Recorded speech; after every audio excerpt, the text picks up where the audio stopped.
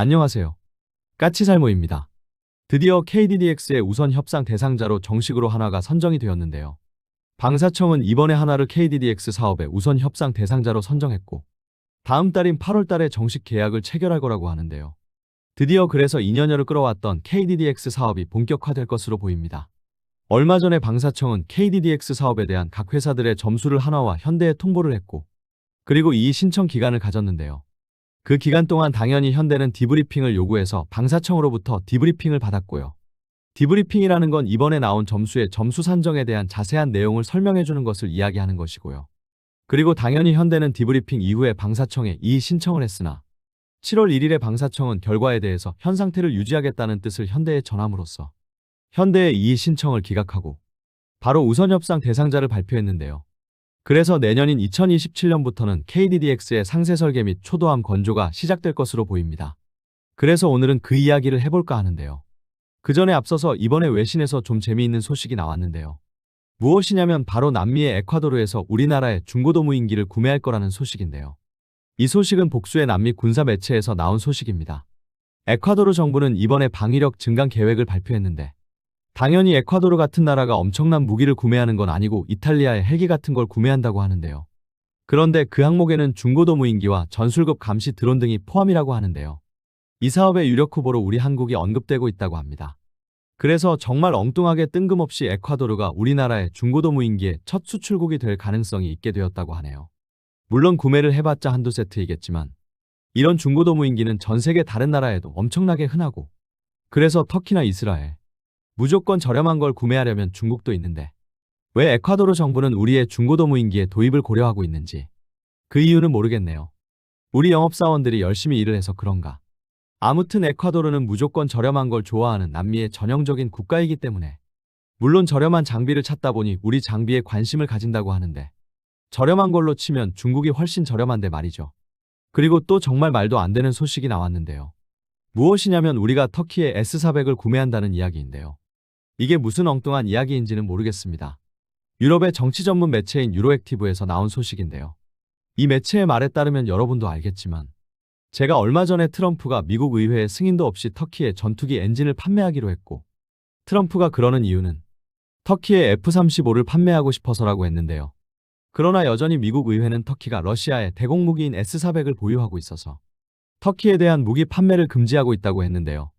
그래서 미국의 트럼프는 터키에게 6개월 이내에 S-400을 정리할 것을 요구했고 그래서 블룸버그 통신에서 터키가 러시아의 S-400을 반환할 거라는 소식을 전하기도 했습니다.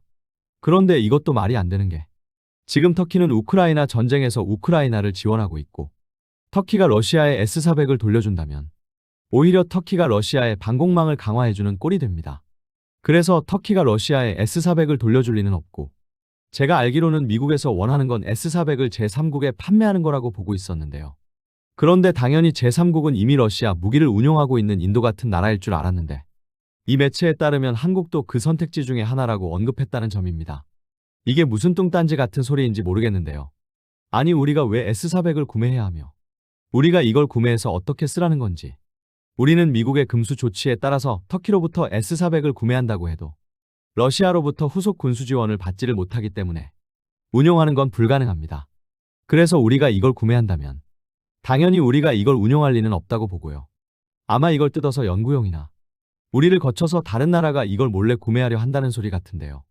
한마디로 미국에서 러시아 장비를 뜯어보기 위해서 우리를 경유해서 S-400을 구매한다는 이야기 같은데요. 문제는 왜 많고 많은 나라 중에서 우리나라를 경유한다는 건지 저도 잘 이해가 안 갑니다. 아마 잘못된 기사 같습니다. 그리고 전에 어떤 분이 우리나라가 핵잠수함을 만들면 일본도 핵잠수함을 건조하지 않겠냐고 이야기하셨고 그래서 저도 그때 당연히 우리가 핵잠수함을 건조하면 틀림없이 일본도 핵잠수함을 건조할 거라고 이야기한 바가 있는데요. 그래서 드디어 일본도 핵잠수함 건조를 위한 준비에 들어간 것 같습니다. 일본에서 잠수함용 수직 발사관의 개발을 시작했다고 합니다. 당연히 요즘 일본은 극초음속 미사일의 배치에 힘쓰고 있기 때문에 일본이 잠수함용 수직 발사관을 개발하는 이유는 잠수함에서 극초음속 미사일을 발사하기 위해서이고요. 공개된 컨셉에 따르면 일본의 잠수함은 모듈 1개당 7개에서 8개의 극초음속 미사일을 탑재할 수 있는 모듈을 개발할 것이면 이 모듈을 잠수함 한 척에 2개에서 3개를 탑재해서 극초음속 미사일을 최대 24발을 탑재한다고 하는데요. 이건 누가 봐도 일본이 우리나라를 따라하는 것입니다. 제가 분명히 우리나라도 극초음속 활공체를 개발하고 있고 어쩌면 우리가 새로 개발하는 신형 SLBM도 극초음속 활공체일 수 있다고 이야기한 바가 있는데요. 아무래도 일본이 이런 우리의 모습을 따라하는 것으로 보입니다. 분명한 건 비록 일본이 우리보다 극초음속 활공체의 개발은 더 빨랐지만 기술적으로 일본은 미국의 도움을 받아서 극초음속 활공체를 개발한 것에 반해서 우리는 정말 우리 독자적으로 극초음속 활공체를 개발하고 있는데요. 그래서 일본은 결론은 기존부터 자신들의 잠수함이 크기만 컸지 오직 적 잠수함과 수상함을 공격하는 용도로만 사용해서 그 활용성이 낮다는 비판을 받아왔는데요. 결론은 그래서 일본이 우리의 모습을 보고 자신들의 잠수함의 부족한 부분을 보충하기 위해서 우리를 따라하는 것이라고 할 수 있고 또 결론은 궁극적으로는 일본도 수직 발사관을 가진 핵잠수함을 보유하기 위한 준비 단계라고 보여집니다. 그래서 드디어 일본도 우리처럼 잠수함용 수직 발사관을 개발하기 시작했습니다. 그럼 이런 이야기는 여기까지 하고 다시 KDDX 이야기로 넘어와서 드디어 우리 KDDX의 우선협상 대상자로 한화가 선정되고 다음 달인 8월 달에는 본계약을 체결한다고 하는데요. 그래서 정말 우리의 KDDX가 본격적으로 사업이 시작되었습니다. 그런데 여러분이 알아야 할 건 이번에 건조되는 KDDX는 블록1으로 분명히 말하지만 블록1에는 탄도미사일 요격 능력이 없습니다. 이 점은 착각하지 말아주셨으면 해요. 왜냐하면 지금 현 시점을 기준으로 블록1을 위해서 개발되고 있는 미사일은 함대공 유도탄 2뿐인데요. 이 미사일은 탄도미사일 요격 능력이 없습니다. 그래서 현대에서 사우디에 제안한 6,000톤급 호위함 사업에는 천공투를 탑재하려 한다고 제가 이미 이야기 드린 바가 있는데요. 그럼 우리 KDDX는 언제부터 탄도미사일 요격 능력이 생기느냐라고 했을 때 그게 바로 블록2부터입니다. 그래서 바로 KDDX 블록2부터 탄도미사일 요격 능력이 부여되는데요.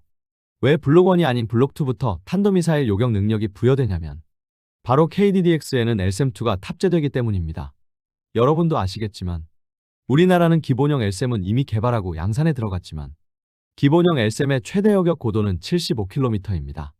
그런데 우리가 KDDX를 건조해서 탄도미사일 요격 능력을 부여하려는 가장 중요한 이유는 바로 북한의 핵 EMP탄을 방어하기 위해서입니다.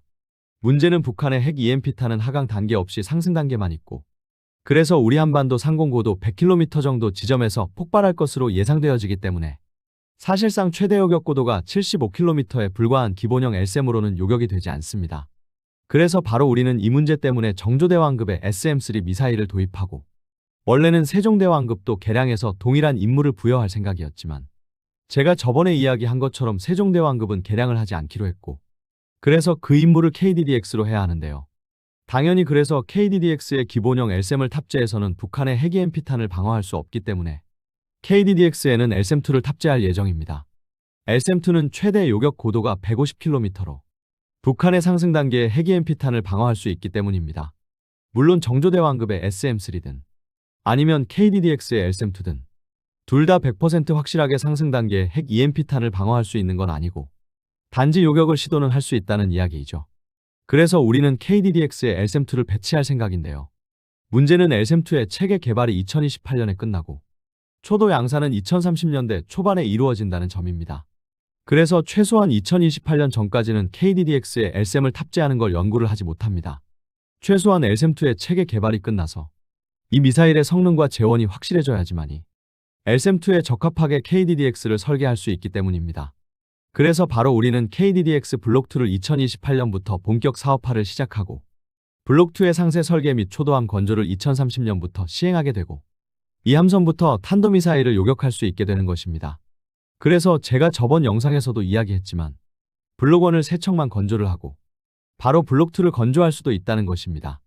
그럼 왜 블록1의 건조 수량을 줄이는 걸 고려하느냐라고 했을 때 왜냐하면 블록1은 건조를 하고 얼마 지나지 않으면 탄도미사일 요격 능력을 부여하는 개량을 해야 하기 때문입니다.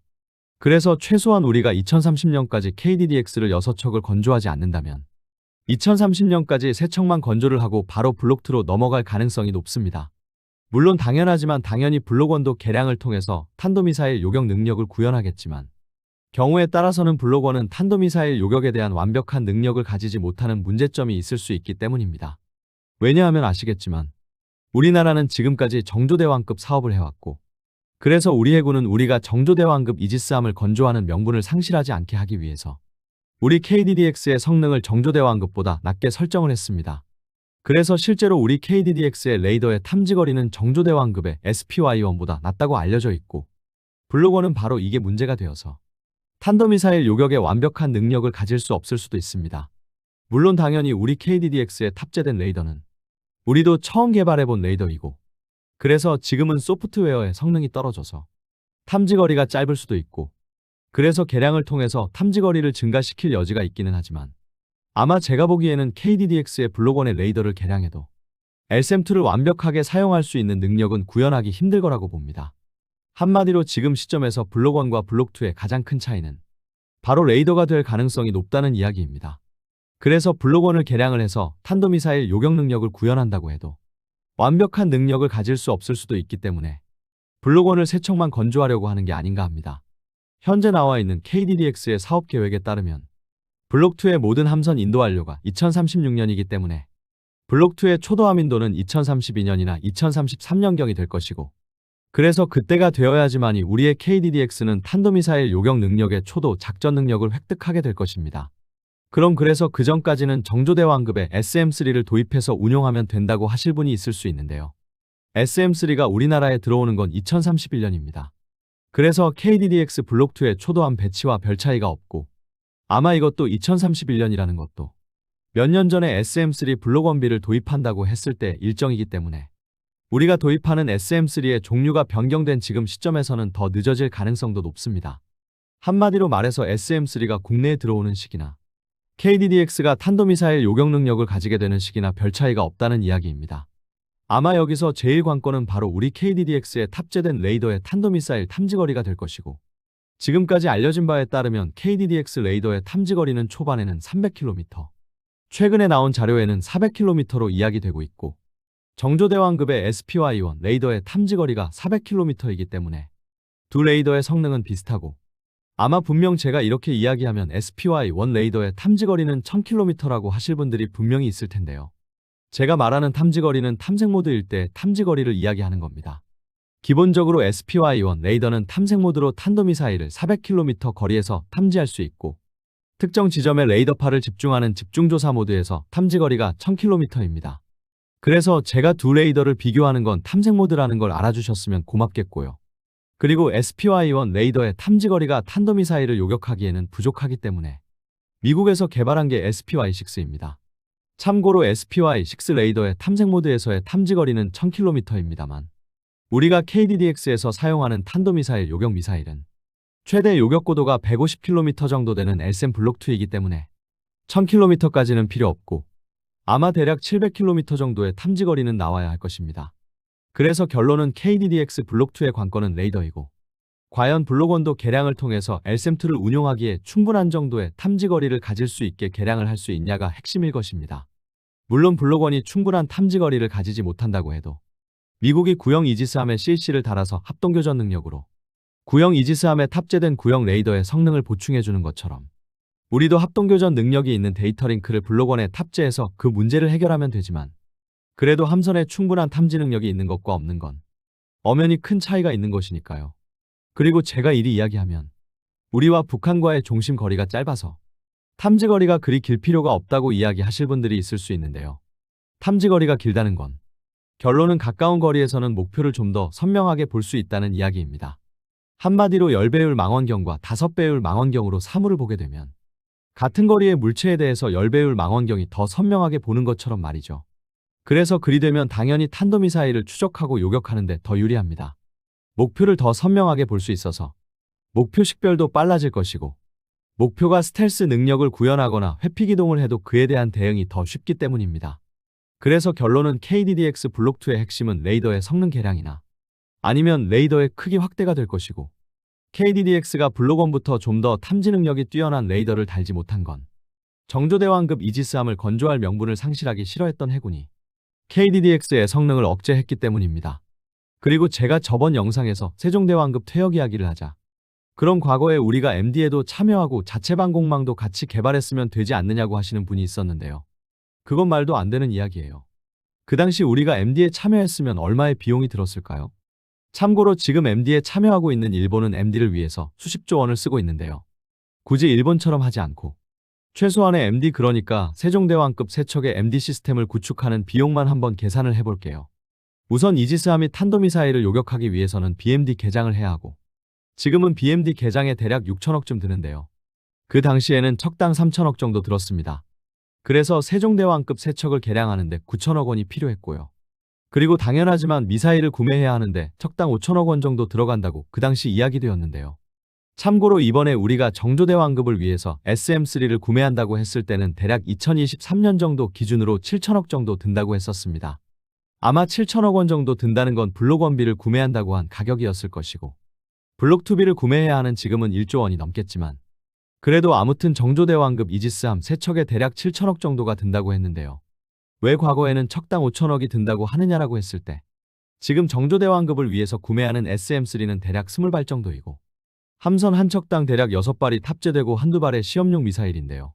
그 당시 척당 5천억이 든다고 하는 건 척당 16발인가 32발인가 아무튼 수십 발의 미사일을 구매한다는 비용이었습니다.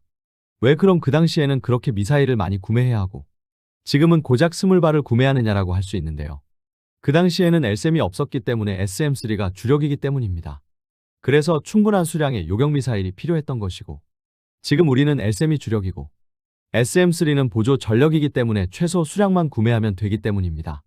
그래서 그 당시 미사일 구매에 척당 5천억 해서 세척에 1조 5천억이 든다고 했었고 그래서 세종대왕급에만 투자되는 게 2조 4천억 정도 되는데요. 문제는 이걸로 끝나는 게 아니라 당연히 여기에 CEC를 또 달아야 하는데요. 이지스함에만 CEC를 달아서는 안 되고 우리의 조기경보기인 피스아이와 그리고 MCRC의 탄도미사일 요격 시스템에도 CEC를 달아야 합니다. 참고로 그 당시에는 2737에 CEC를 탑재하는 사업을 미국과 호주가 하고 있었는데 사업 진행도 늦고 2737의 프로그램의 결함도 있다고 해서 2737에 CEC를 탑재하는 게 실패할 수도 있다고 이야기되었습니다. 물론 지금은 통합이 되어서 호주 공군에서 운용을 하고 있지만요. 그래서 호주의 사업이 실패하면 우리는 피스아이 말고 CEC를 위해서 별도의 조기경보기를 따로 구매해야 했습니다. 그래서 그냥 조기경보기와 이지스함의 CEC를 통합하는 것만도 수천억이 들었을 것입니다. 그래서 세종대왕급 이지스함 세척을 MD에 참여시키는 것만 해도 대략 3조 원 정도가 들어간다고 되어 있었고요. 당연하지만 본격적으로 MD에 참여하기 위해서 우리 정부에서 추진했다면 그 규모는 수십조에 달하는 규모였을 것입니다. 솔직히 그래서 MD는 그 당시 우리나라의 국방비로는 감당을 할 수 없는 시스템이었습니다. 참고로 우리가 LSM을 개발하는데 1조 1천억 정도 들었는데 세종대왕급 세척 개량해서 탄도미사일 요격 능력 구현하는데 이 정도가 든다고 했고 만일 우리가 MD에 가입해서 세종대왕급을 개량했다면 천공은 모르겠지만 당연히 100% LSM은 지금 존재하지 않았을 것입니다. 한마디로 MD도 하고 KAMD도 개발한다는 선택지 자체가 불가능한 이야기라는 것입니다. 당연히 우리가 MD에 참여를 했다면 KAMD도 없고 LSM도 없다고 보시면 됩니다. 그리고 당연하지만 KDDX의 탄도미사일 요격 능력을 구현하는 것도 없었을 것이고요. 그리고 또 하나는 우리 KDDX의 원래 일정을 잘 모르는 분들이 많은데요. 원래 정조대왕급을 건조하지 않고 바로 KDDX를 건조한다고 했을 때는 건조 수량도 9척이었고 또 건조 시작이 2019년이었습니다. 아마 초도함 진수가 2021년이었을 겁니다. 그래서 아마 지금쯤이면 못해도 우리는 9척의 KDDX 중에서 절반이 이미 진수된 모습을 보고 있었을 겁니다. 그게 정조대왕급 때문에 밀리고 또 방사청의 무능함으로 밀려서 처음 계획 때보다 대략 10년 정도가 뒤로 밀린 것입니다. 그러니 정조대왕급 때문에 KDDX가 안 밀렸다는 건 말도 안 되는 소리이고요. 이게 그 당시 원래 계획에 없던 정조대왕급을 건조하는 바람에 해군의 건함 사업이 다 엉망이 되었는데요. 당장 KDDX가 가장 많은 피해를 입었지만 그 밖에도 우리의 훈련함인 한산도함의 크기도 축소되었고 훈련 장비도 줄어들었습니다. 그리고 대형 군수지원함도 원래 1번함을 건조하고 바로 2번함과 3번함을 건조하려 했지만 정조대왕급 때문에 계속 밀리다가 이제야 2번함을 건조하게 되었고요. 아무튼 그래서 정조대왕급의 건조로 KDDX의 사업이 뒤로 밀리는 정도가 문제가 아니라 우리 해군의 모든 건함 사업이 피해를 입었을 것입니다. 아마 정확한 건 아닌데 이 밖에도 충남급 사업도 피해를 입어서 결론은 배치포도 기존 배치3와 거의 같은 함이 된 이유도 이 때문일 것이고 독도급 2번함인 마라도함도 독도함에 비해서 확대 개량된 모습으로 건조되지 못한 이유도 이 때문일 것입니다. 결론은 정조대왕급의 건조는 우리 해군에게 크나큰 상처만을 남긴 사업이라는 것입니다. 그나마 지금은 우리나라의 국방비가 대폭 증가해서 그 상처를 덮기 위해서 KDDX를 18척이나 건조한다고 하고 있는 거지.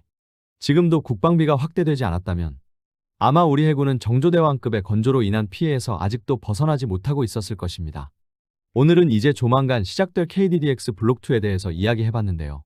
분명한 건 우리는 충분한 기술력이 있지만 KDDX 블록 1은 해군이 정조대왕급을 건조하는 명분을 위해서 그 성능이 희생되었다는 점이고, 그래서 어쩌면 KDDX 블록2야말로 우리의 진정한 주력함이 될 것이라는 점입니다.